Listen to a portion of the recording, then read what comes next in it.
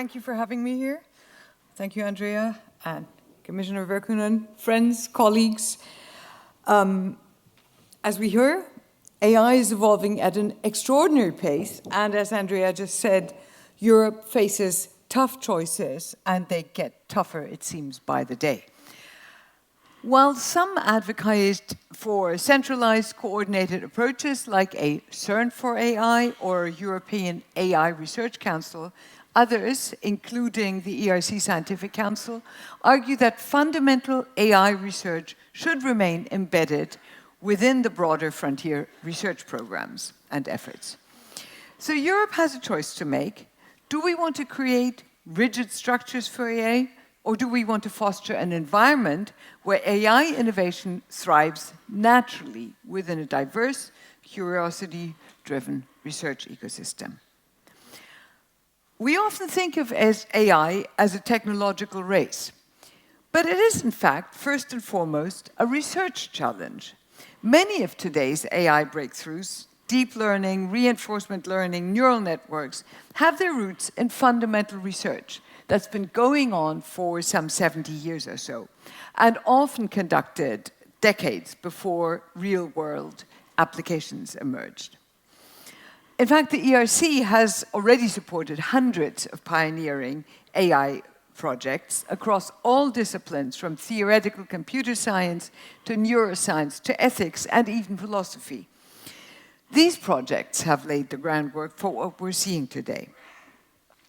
The risk of creating a separate European AI Research Council is that it might end up in siloing AI research, when, in fact, AI advances by drawing from multiple disciplines. I've just named a few.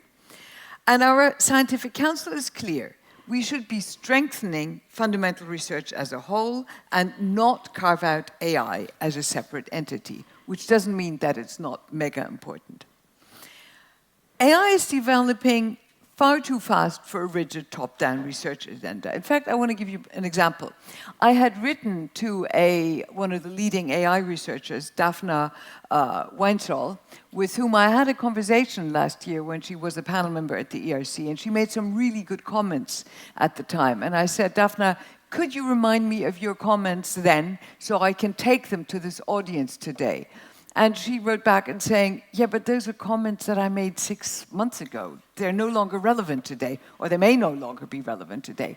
So the AI community sees how fast this is evolving and how hard it is to respond for politics to their needs. I, in fact, remember what she said, even if she didn't. And now I've forgotten. This is crazy. What did she say? It'll come back to me. But even her comment, you will see as a recurrent theme to what I'll be saying in a moment. Basically defining a specific research roadmap now would be a mistake. We don't yet know which AI approaches will prove most. I know what she said. She said it would be a mistake to try and catch up with what others have achieved, whether it's ChatGPT from the US or DeepSeek, which wasn't there then, from China. That's not the point now. What we've got to do is to fund the researchers who will make the discoveries now, in a year's time, in 2 years' time, that will form the basis of the next huge step forward in 5 years' time that we can't yet foresee. So that's the point. We don't yet know which AI approaches will prove the most valuable in the long run. So we know that from past trends. There was something called symbolic AI that dominated in the 1980s before machine learning took over. Then deep learning came on the stage in 2010s, but now we have newer techniques that I don't even begin to understand anymore, neuromorphic computing, foundation models, of course, that we all know and understand, and hybrid AI. So we may have completely new things, whether it's quantum, whether it's bio-inspired AI, or, like Daphne said, something we don't even know yet. So a centralized AI research body would risk locking us into a single trajectory too soon and would might discourage alternative approaches that might be the real breakthroughs of the future. So what we need is independent research groups working in parallel, exploring different ideas and challenging each other. When multiple research groups work on similar AI challenges independently, they push each other forward. That is the essence of competition in research and of funding on a broad basis. Competitive ideas and different methodologies help correct errors faster. Scientists make errors, of course, but they're corrected, and they prevent stagnation. And history, in fact, shows that premature standardization in science can kill innovation. In the early days of computing, rigid structures could have locked us into punch cards, which I still had to use in my training, and vacuum tubes instead of microchips, which we're now funding and promoting.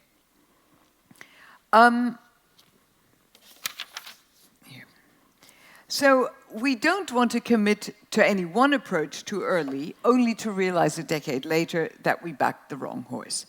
So let's not try to predict AI's future too soon. Instead, let's fund diverse, curiosity-driven research that allows scientists to discover, challenge, and refine ideas without any artificial constraints.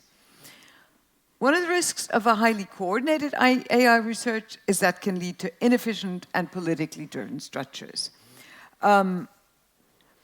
Instead of forcing a coordinated approach, Europe should focus on what already works, strengthening funding for fundamental research that contributes to AI, ensuring European AI research remains open, competitive, and interdisciplinary, and investing in infrastructure like computing power that all researchers across Europe can use without dictating their research directions. And there, of course, it was extremely reassuring to hear what Commissioner Virkkunen has already done and is telling us will continue to be expanded even more in the future. We in Europe have a strong ethical and regulatory framework, which is great, but we have to be careful not to over-regulate the research itself.